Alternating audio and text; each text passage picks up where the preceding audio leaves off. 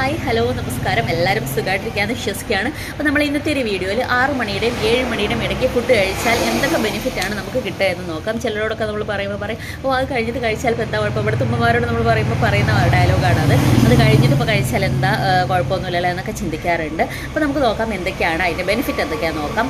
തടി കുറയ്ക്കാൻ ഏറ്റവും നല്ല കാര്യമാണ് 6 മണിയുടെയും 7 മണിയുടെയും ഇടയ്ക്ക് ഫുഡ് കഴിക്കുക എന്നുള്ളത്. അതുപോലെ തന്നെ നമ്മളെ ജീവിതശൈലി കൊണ്ട് വന്നിട്ടുള്ള ഷുഗറൊക്കെ കുറയ്ക്കാനും നല്ലൊരു കാര്യമാണ് കേട്ടോ ഈ ഒരു ടൈമിൽ ഡിന്നർ കഴിക്കുക എന്നുള്ളത്. പിന്നെ എന്ന് പറഞ്ഞാൽ ടോട്ടൽ മെൻ്റൽ ക്ലാരിറ്റി കൂട്ടും, അതുവഴി ഡിപ്രഷൻ കുറയ്ക്കാൻ നല്ലതാണ്. പിന്നെ ഡീപ്പ് സ്ലീപ്പ് കിട്ടും. പിന്നെയെന്ന് വെച്ചാൽ നമ്മൾ ബോഡിയിലുള്ള നീര്, അതുപോലെ തന്നെ ഇൻഫ്ലമേഷൻ എന്നിവയൊക്കെ കുറയ്ക്കാൻ നല്ലതാണ്. ചിലർക്കൊക്കെ ബോഡി പെയിൻ അല്ലെങ്കിൽ നീർക്കെട്ടൊക്കെ ഉള്ളവർക്കൊക്കെ ഏറ്റവും നല്ലൊരു ഹെൽപ്ഫുൾ ആയിട്ടുള്ള സംഗതിയാണ് കേട്ടോ 6 മണിയുടെയും 7 മണിയുടെ ഇടയ്ക്ക് ഒരു ഡിന്നർ കഴിക്കുക എന്ന് വെച്ചാൽ. അപ്പം എന്തായാലും ഇങ്ങനെയുള്ള കാര്യങ്ങളൊക്കെ ജസ്റ്റ് ഒന്ന് ആലോചിക്കാം. വീട്ടിലൊക്കെ ചിലപ്പം കുറച്ച് ഷുഗറും അല്ലെങ്കിൽ കുറച്ച് ഏജ് ആയിട്ടൊക്കെ ഉള്ളവരൊക്കെ ഉണ്ടെങ്കിൽ മറക്കാതെ പറഞ്ഞു കൊടുക്കണം. Okay, by.